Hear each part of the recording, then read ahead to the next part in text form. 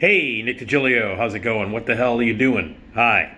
Thank you for checking me out on the YouTube channel. You can subscribe to my YouTube channel. You can also check me out on Patreon, patreon.com/NickDShow. Patreon.com/NickDShow. Pick a tier, donate, help me out. I can keep these videos and the content coming, and you'll get some extra stuff too if you donate.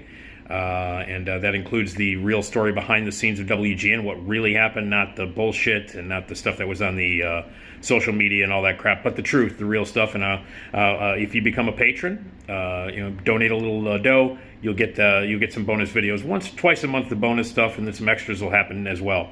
And my podcast is out. It is every Tuesday and Friday on the Radio Misfits Podcast Network. New episodes every Tuesday and Friday. Check it out at radiomisfits.com. It's the Nick D podcast. So, all right. Today is the what would have been the 75th birthday of Warren Zevon. Warren Zevon, in my estimation, one of the greatest singer-songwriters in the history of music. Quite literally, one of the greatest singer-songwriters in the history of music. I think that there's a weird dynamic here in that he is sort of properly remembered and yet not properly praised, not given enough praise. He was incredible. He was born right here in Chicago on January 24th, 1947, and moved around a lot, ended up in L.A. His father, in fact, was a bookie for Mickey Cohen, the the gangster. His dad was a bookie, and they walked in weird circles. And when he was very young, he took music lessons and became a great musician. His parents divorced when he was 16, so he split town and moved around a lot. Started singing and songwriting. He was in New York for a little while, and then he moved to Barcelona for a long time. He lived a very interesting life. There have been a few books written about Warren Zevon, two of which I think are really terrific. One of them is Accidentally Like a Martyr, which of course is named after one of his great songs. James Campion wrote that book. It's very good. Also on Sleep When I'm Dead, I'll Sleep When I'm Dead, which again is named after a song that Warren Zevon wrote and recorded, was written by one of his ex-wives, Crystal Zevon. I had Crystal Zevon on my radio show years ago on WGN to talk about the book. To say that he led an interesting and crazy life would be an understatement. Like I said, he lived in Barcelona. His dad had mob ties. He hung out with some nefarious people. And was for a period of time way heavy into booze. He was a major raging alcoholic and a drug addict for a period of time. It sent him into rehab a few times. Ended a marriage. He had a rough go of it with substance abuse and addiction issues throughout a lot of his life, especially early on. And he ended up writing about this kind of stuff. He wasn't shy about the shit that he went through in his life. He wrote a lot about it in his music. And he kind of was right there at the beginning of the LA rock sound, that big 70s era, Asylum Records and all of those artists and bands that kind of defined that California sound of the 70s, and Zevon was there. He was behind the scenes a lot, wrote a lot of songs for other artists, appeared on a lot of records for these artists. Artists like the Eagles and Linda Ronstadt and Bonnie Raitt, Jackson Browne. A lot of these artists that were all sort of on Asylum Records at the time, and it was that whole LA sort of California feel of AOR rock in the 70s. He was a major, component of that. He was a big component of that, But he when he lived in Barcelona, by the way, he lived in Barcelona for a while, and a lot of that really informed some of his music. He was there living with some questionable characters. When he was in Barcelona, he wrote one of his most infamous and great songs, "Rollin' the Headless Thompson Gunner." So he spent all that time, and then he came back to L.A., and that's when his career really, started to take off. His first record, "Wanted Dead or Alive," didn't do very well, and it's not a great record. It was his very first record. But his second album, which was self-titled, called Warren Zevon, got him a lot of notice, and some of the songs that are on that record had been recorded by other artists. Like he wrote some of these songs, and people like Linda Ronstadt and Jackson Browne, artists like that, recorded Warren Zevon songs, but he really wanted to record them himself. He could sing. He had incredible stage presence. And he went on to do his own thing with that first record. He got a little, exposure and some press for it, and people started to know who he was a little bit. Then "Excitable Boy" came out. Excuse me. Then "Excitable Boy" came out, and that's when he became, pretty well known. "Excitable Boy" featuring the legendary hit single "Werewolves of London," and that's probably where you probably first heard Warren Zevon. And it was "Excitable Boy" that when I first started to get into Warren Zevon. For me personally, I had heard "Werewolves of London," and of course it appealed to me because of my love of horror movies and my love of werewolves, and and it had a title similar to the classic "Werewolf of London" Universal picture, the British film. And so, of course, I was intrigued by it, and I liked the song, and I thought it was cool. And I remember getting "Excitable Boy." I remember buying the album at the record store on Lincoln Avenue, just blocks away from where I grew up, on Addison near the Ravenswood stop, and this was up on Lincoln Avenue. It was at a record store that was across from Dinkle's Bakery. And I remember hearing "Werewolves of London" on the radio, and I really thought it was cool. And by this point, I was deep into music and all that stuff. But "Excitable Boy" was an album. I remember picking it up and looking at it, and I was like, who is this dude? On the cover of the record with the glasses, just kind of staring. And then on the back of the record was a gun, was a revolver on like a dinner plate. And I remember going, what the fuck is this? What is this? "Werewolves of London." I didn't quite get it. And so I brought it home and I listened to it. And it's one of those musical moments in your life that changes you. Excitable Boy was a life-changing experience for me. When I brought home "Excitable Boy," you got to understand, at that time I was into the classic rock at that time. This was 1978. I was when it came out, I was either 12 or 13, depending on what time of year it came out. So I was just 13 or 12 or something like that. And at that time, I was into Zeppelin and Sabbath and all the hard rock, classic rock stuff. And at that time, I was still into Kiss. I was way into Kiss. And I was a member of the Kiss Army, and I thought Kiss was the greatest. And then I got "Excitable Boy," and I brought it home. And again, this weird dude on the front with the glasses, like staring into the camera. I didn't know who idea he was. And the back of the record is Warren Zevon sitting down, just kind of looking. It was the inside sleeve that had the gun, the revolver on the dinner plate. That was on the inside sleeve. So I remember thinking, what is this? And I put it on, and I only knew "Werewolves of London," and that was the only song that was kind of being played. And it was kind of like, I remember thinking "Werewolves of London" was at that time I was way into Dr. Demento, as many of us were, and I listened to him all the time, and I loved Dr. Demento. And it seemed like a novelty song to me. It seemed like something that you would hear on Dr. Demento. And I didn't really think, I was like, oh yeah, that song is funny. His hair was perfect, and he's drinking a pina colada at Trader Vic's, and all that stuff. And "Werewolves of London." It's like, okay, that's a funny song. And I just sort of just kind of threw it in with all the other shit that you would hear on Dr. Demento. Not that I didn't like it, because I did. And then I listened to the record, and I remember listening to that record, and from the first song, which is "Excitable Boy," I just was like,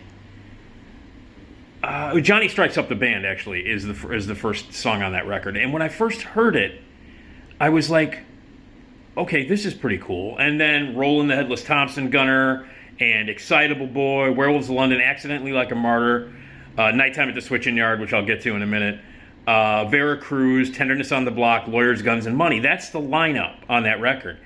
All amazing songs except for Nighttime at the Switching Yard, which is just a fucking ridiculous song.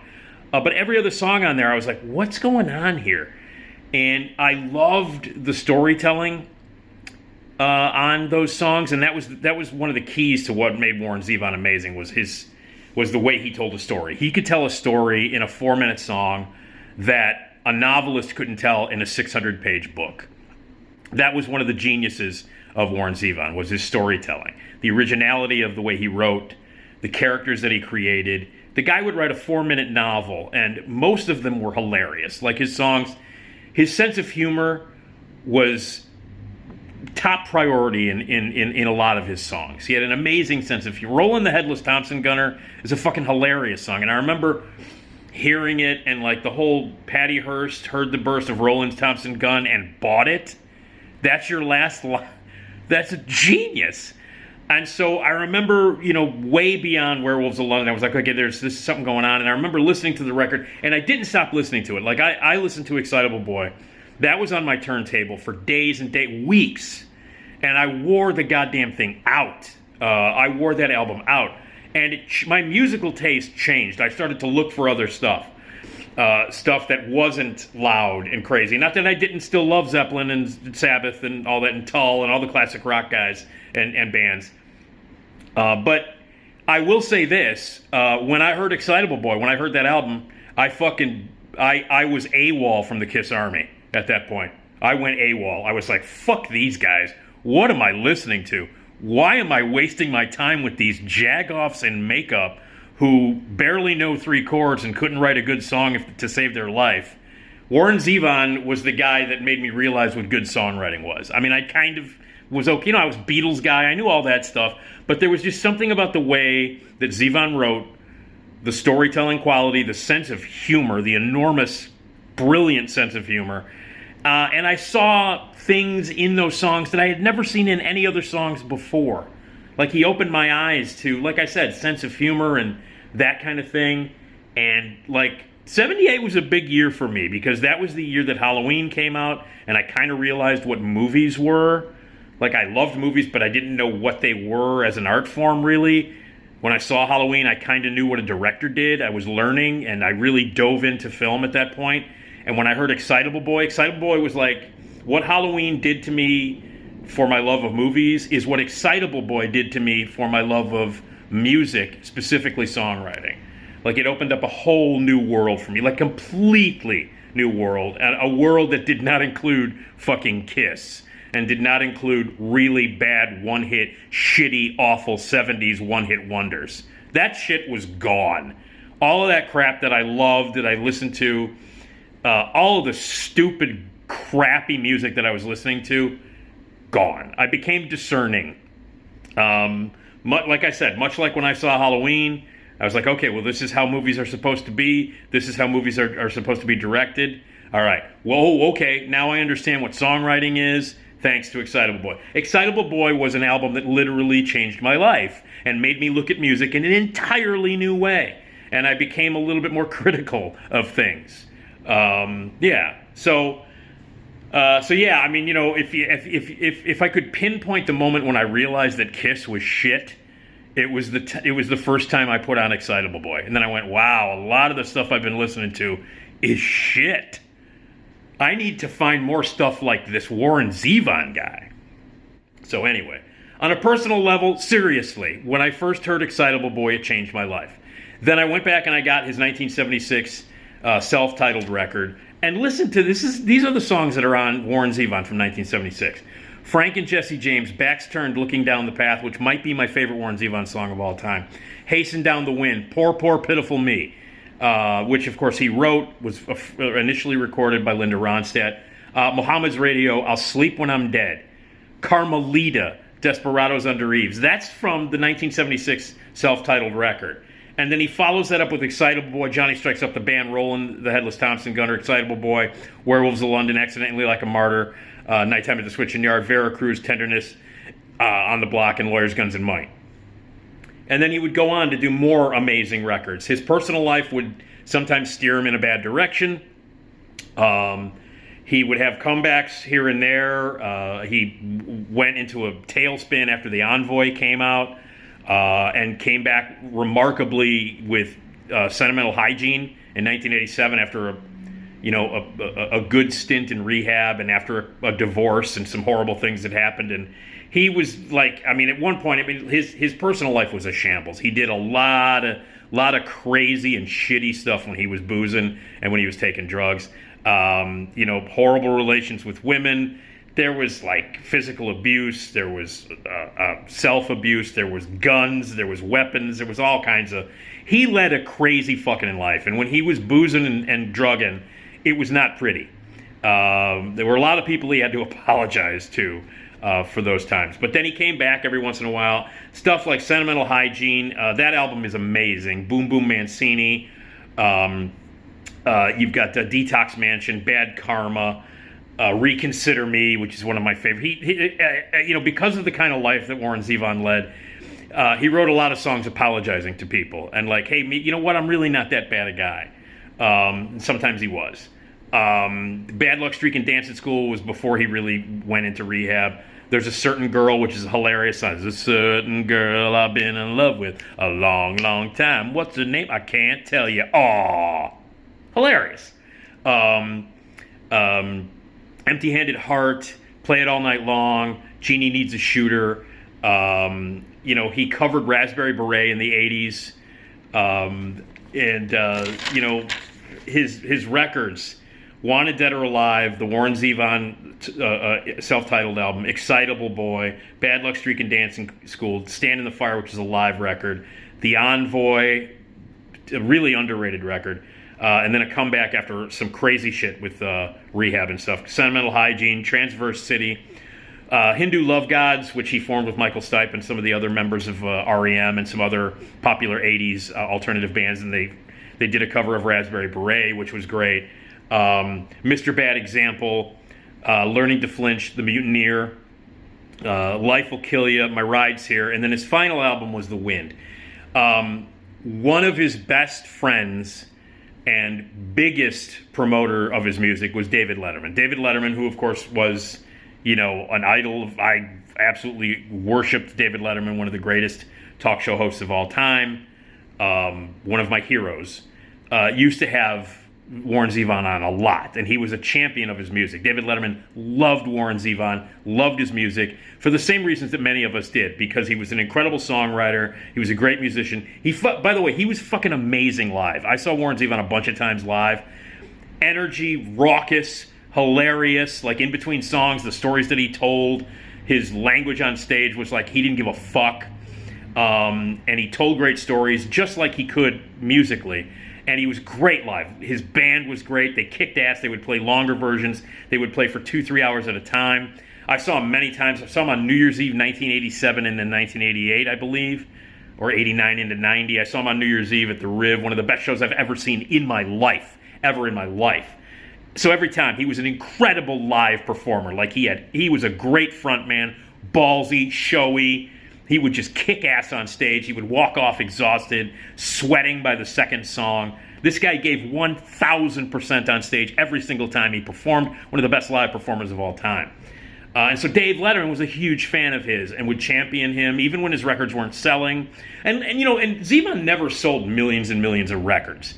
He never broke through the barrier and became like a multimillionaire or any of that kind of shit. He was always on the cusp of of success. I mean, he had a pretty good amount of success. He was a successful songwriter, but he never really broke through, to the kind of success and the kind of respect that he deserved. Never did. So Letterman had him on a bunch of times. They had a great relationship. He was diagnosed with cancer, with actually mesothelioma, which is, if you've seen the millions of commercials and heard the millions of radio ads for it, mesothelioma is a form of lung cancer that you get when you're exposed to asbestos. That's normally how you get it. And,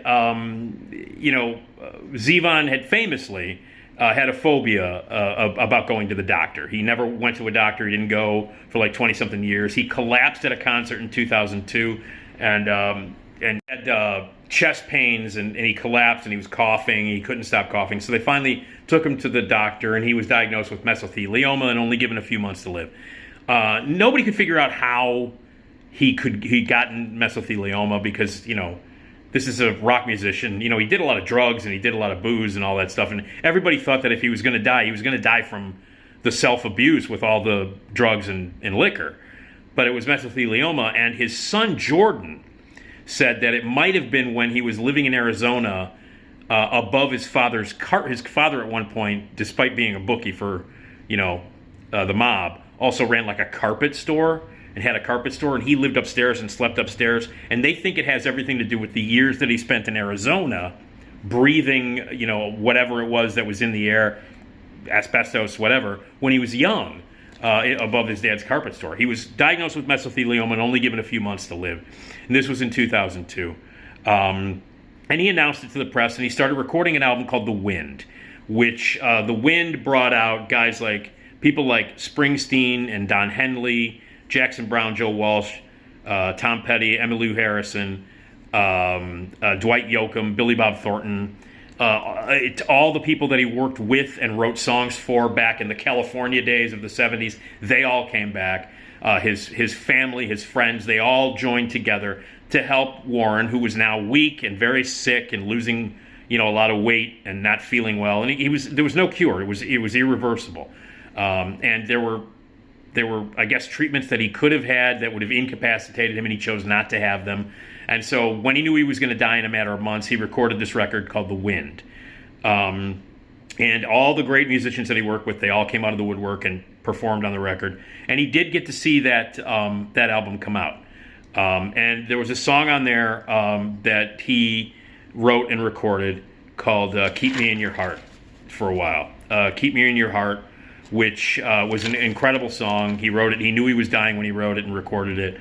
The song, you can hear the weakness in his voice if you listen to it. He said all he wanted to do was live long enough to see the new Bond movie, Die Another Day. At that time, I wish that movie was better because he did end up seeing it. They screened it for him. He did end up seeing. He was a big James Bond fan, and I just wish the movie were better. I wish he saw a better Bond movie before he died. He lived longer than they thought he would. He was given a few months. He lived another almost a year and a half. He died in September of 2003, September 7th in 2003. He was only 56 when he passed away. David Letterman had him on when he was diagnosed with cancer, and the entire show, the entire hour, was just Zevon. You can see that online. The whole show was Warren Zevon performing a bunch of songs, talking. Whenever Paul Schaefer would go on vacation, Dave brought in Warren Zevon to be the leader of the late night band. And so he died, 56 years old in 2003. When he was diagnosed with cancer and he was on the verge of dying, I was very upset. I was sad. And even though we knew he was going to die, when he died in 2003, it was heartbreaking, and I cried. And it was devastating. Devastating to all of his fans, to his friends and family, obviously, his kids, and anybody who ever knew him, and people who didn't know him. I didn't know him, but his music changed my life, and it affected me, and it was terrible when he passed away. The Wind came out, and, obviously, Keep Me in Your Heart has become a legendary song now, and every time I hear it, it breaks me up. Since his death, he got more traction in terms of press, and people started to respect him a little bit more. And I think a lot of people have discovered him over the years and discovered what an amazing songwriter, an amazing performer and singer-songwriter he was. And, people still love him. There's a band called Androgynous Mustache that my friend Chris Anderson and some other people that I know are in, and they do a yearly birthday tribute to Warren Zevon. They'll do it at Space this year in a couple of days, actually, in 2 days. They'll do it at Space in Evanston. They do it every year. They do a great job. They play all of Warren Zevon's songs. They dedicate Nighttime in the Switching Yard to me because I think that's the worst song that Warren Zevon has ever recorded. It's the most ridiculous song ever. And it's on Excitable Boy because the Elektra, the label, at that time, 1978 and 77, when it was, being released and recorded, they wanted a disco song on it. They were like, oh, you got to have a disco song on it. Because that was big at the time. Disco was massive and huge. And so Zevon was like, what the fuck are you talking about? They're like, hey, none of these songs are going to sell. Nobody's going to buy this record. At least put a disco song on it so that we have something commercial that they can play on the radio. So he threw together Nighttime in the Switching Yard, which is a ridiculous song. I mean, completely ridiculous. There's like 8 words in it, repeated over and over again. And it's got a funky bass line, and when Androgynous Mustache, the band, plays it, they do a great job because all they do is do solos. Like every band member does a solo, takes a solo during that. They do like a 12-minute version of Nighttime at the Switching Yard because it's got that funky bass line and that great drum part. But it's the most ridiculous song that Warren Zevon has ever written, Nighttime at the Switching Yard. It's ridiculous, and it was forced upon him because they were like, hey, write a disco song. So he's like, okay, you want a fucking disco song? Here's a disco song about hanging out near some trains in the middle of the night. There's your disco song. And again, great sense of humor. But it's a ridiculous song, and I always get like a text from, if I'm not there, if I'm not at the show, Androgynous Mustache, I get a text or a video sometimes. When they perform Nighttime at the Switching Yard, Androgynous Mustache always dedicates it to me because they want to fuck with me. So, but anyway, so, people still celebrate the catalog of Warren Zevon and remember him. If you don't know Warren Zevon, I don't know what the fuck your problem is. Get out there and listen to his music. One of the greatest, singular, unbelievable, most amazing and talented singer-songwriters in the history of music ever. Which brings me to the point that Warren Zevon is not in the Rock and Roll Hall of Fame. He's not.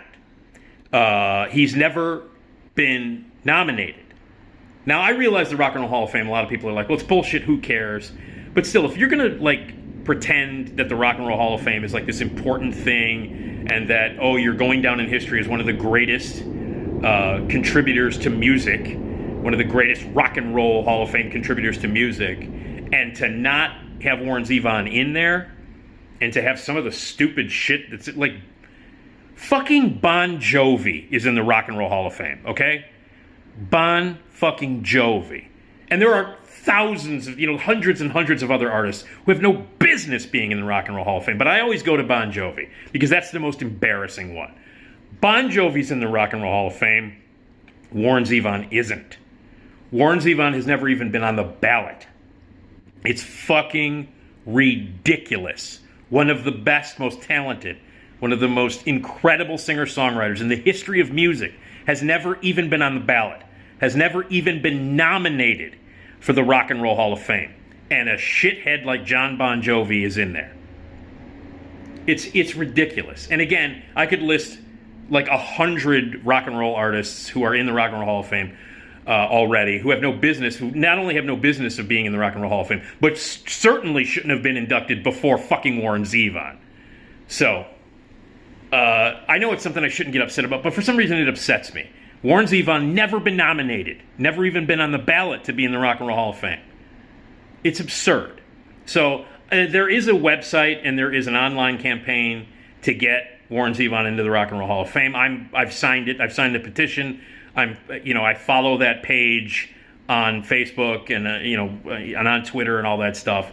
And obviously I support that because the fucking Warren Zevon should be in the Rock and Roll Hall of Fame. He should run the Rock and Roll Hall of Fame as far as I'm concerned. So that's out there and you can support that. But the best thing you can do is just listen to his goddamn music. So today's his birthday. He would have been 75. I'm going to listen to a lot of Warren Zevon today. I mean, not that it's different from any other day. But the songs that he wrote, the style in which he wrote them, the sense of humor, the storytelling, it's incomparable. It really is. And he literally, Excitable Boy, that day in 1978 when I brought that record home, my musical taste changed. And I stopped listening to shit and I started to pursue things that were a lot more interesting. And Warren Zevon is one of my favorite artists ever in the history of music. And it's sad that he died at 56. But there's a lot of music out there that you can listen to. Look him up online. Listen to his music. Warren Zevon, one of the greatest musical artists that ever lived. Ever. Happy birthday, Warren Zevon. Thank you for the incredible music, and thank you for the humor. You know what I mean? Like his songs some of them were hilarious. He was able to tell great stories, and his songs were sincere. Sometimes they were not. Sometimes they were just snarky. There was an amazing sense of humor that went through all of his music, and sometimes they were heartbreaking. They were beautiful. He ran the gamut of any style and any tone that you could get. So happy birthday, Warren Zevon. You were the fucking best. And there you go. And I will keep you in my heart. So anyway, Warren Zevon, thanks.